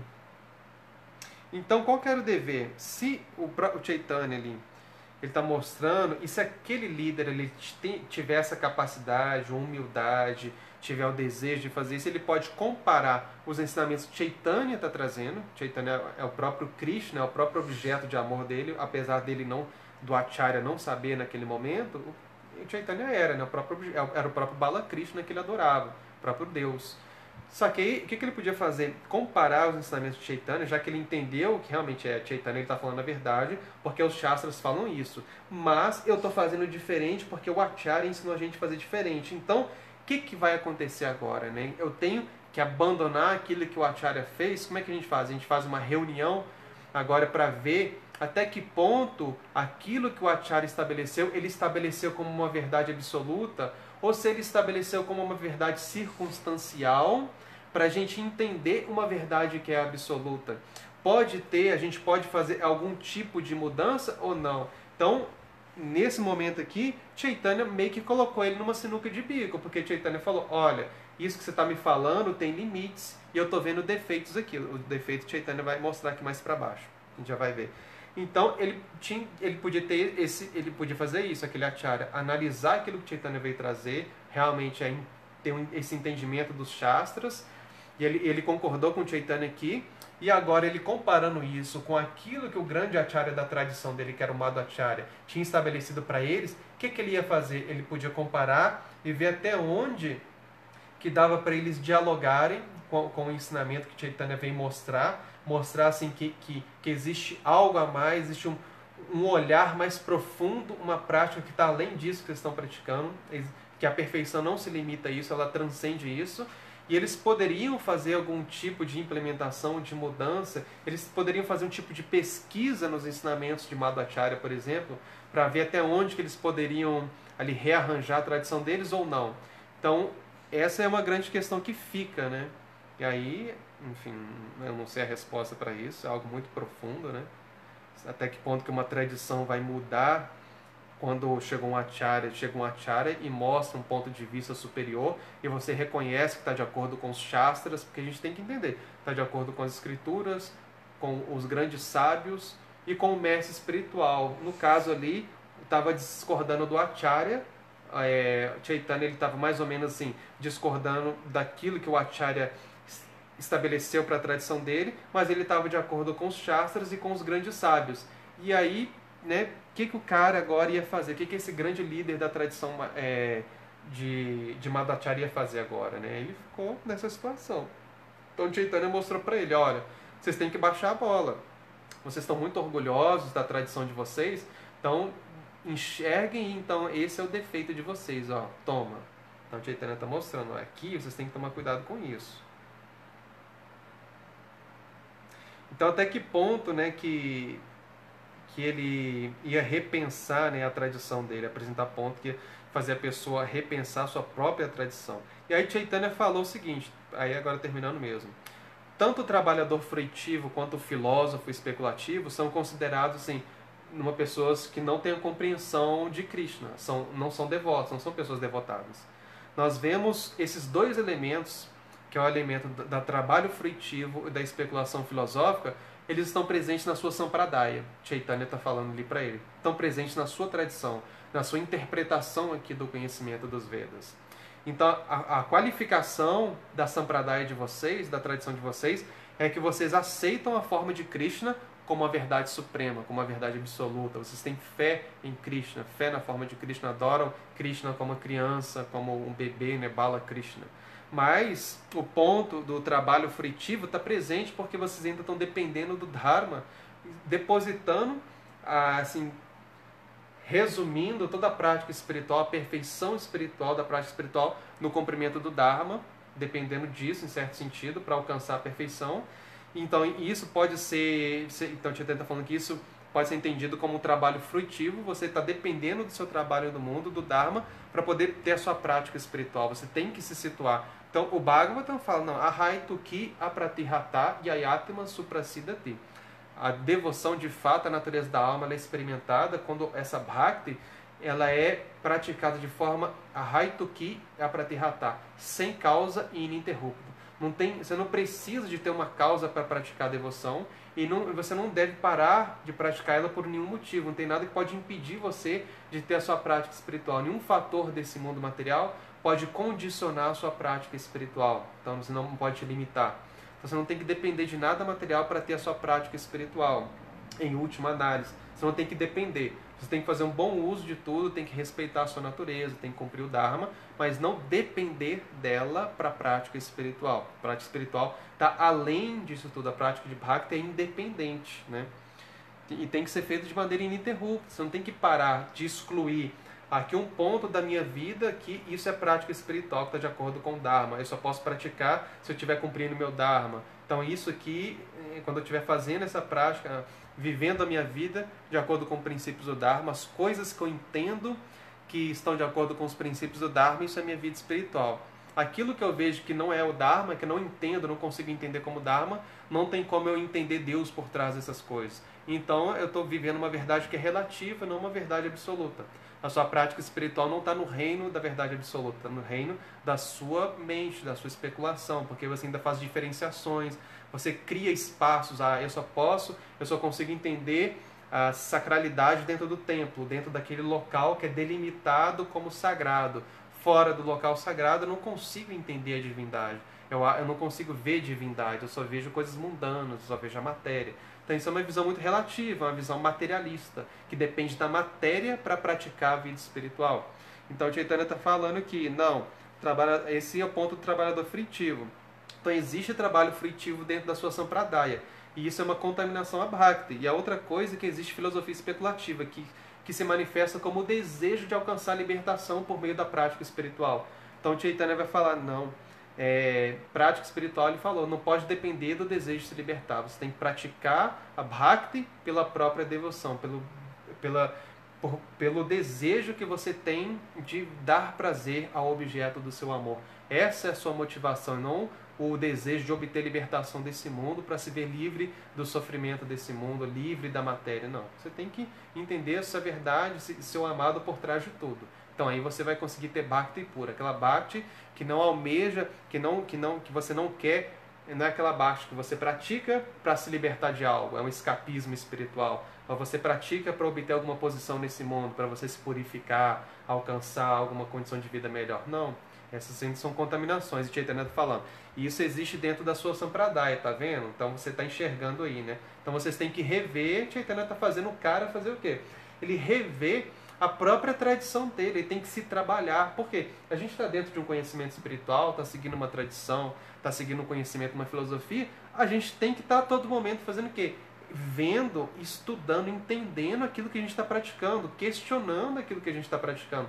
Não está parado no tempo. Como que o conhecimento espiritual que eu estou vivendo está dialogando com o meu tempo? Está dialogando com a minha cultura, com as necessidades da minha cultura? Até onde que eu consigo, né, que dá para fazer um diálogo também, né? Até onde que realmente o conhecimento espiritual pode ajudar, pode aplicar, até onde que o Dharma é possível de ser aplicado no meu contexto atual, é possível de dialogar com a minha cultura. Então, a gente tem que estar fazendo esse movimento de estar, digamos assim, se reinventando, não no sentido de estar criando algo novo, né? Porque o conhecimento ele é pleno, ele é absoluto, ele é perfeito, ele não muda. Mas a forma da gente aplicar ele vai mudar. E Chaitanya está fazendo que esse acharya, esse grande mestre da Madhva Sampradaya, ele enxergar isso, ver, meu amigo, então agora você tem que entender o quê? Que vocês pararam no tempo. Vocês de alguma forma estão cultivando elementos, que são elementos que estão privando vocês de algo mais elevado. Então vocês de alguma forma vão ter que olhar mais profundamente para dentro da própria tradição de vocês e repensar alguns fatores, né? Então Chaitanya trouxe essa reflexão aí para ele. E assim terminou o diálogo deles. Aí Chaitanya falou essa última coisa aqui com ele, que é a qualificação, a grande qualificação da tradição deles, é que eles aceitavam o Krishna, tinham um amor por Krishna, que a perfeição última é você realmente se relacionar com Krishna, com amor, né? E aí terminou o diálogo deles e a gente fica por aqui. Então é isso. Esse foi o diálogo de Chaitanya, as viagens que Chaitanya fez mais para o sul da Índia ali. Ele continua as suas viagens para os outros lugares, mas por hora aqui no Além do Vedanta a gente vai parar, e no próximo sábado vai parar nesse diálogo, né? O resto das viagens dele não tem assim grandes diálogos, não, tem uns encontros que ele tem com outras personalidades, mas não tem assim discussões assim profundas, filosóficas, não. Então no próximo sábado a gente vai continuar de outro ponto. Vão ainda ver com quem Chaitanya vai conversar sábado que vem. Então deixa eu ver se tem alguma pergunta. Que no Instagram eu vi que não tem. No Facebook é que eu não vi. Que eu não consigo ver aqui. Madhurya, ou algum comentário também, né? Não só pergunta. Bhaktirasa está falando, muito bom, adoro ouvir suas aulas, muito obrigado por você nas nossas. Que o Senhor Chaitanya abençoe você e sua família. Que sempre sejamos abençoados com essa associação. Hare Krishna, obrigado Bhaktirasa. Igualmente, as bênçãos são sempre muito importantes, né? Bem-vindas. No Facebook também não tem não, né? Então tá, a Madhurya falou que não tem. Então tá bom, gente. Então lembrando que amanhã, 8h30 da manhã, tem o dia D com Dhira Chaitanya, que é a meditação dominical matinal com Dhira. E às 19h30, o estudo da Gita, da Bhagavad Gita com Nrsimhananda, capítulo 10. Então é isso. Então, obrigado a todo mundo. Boa noite. Hare Krishna.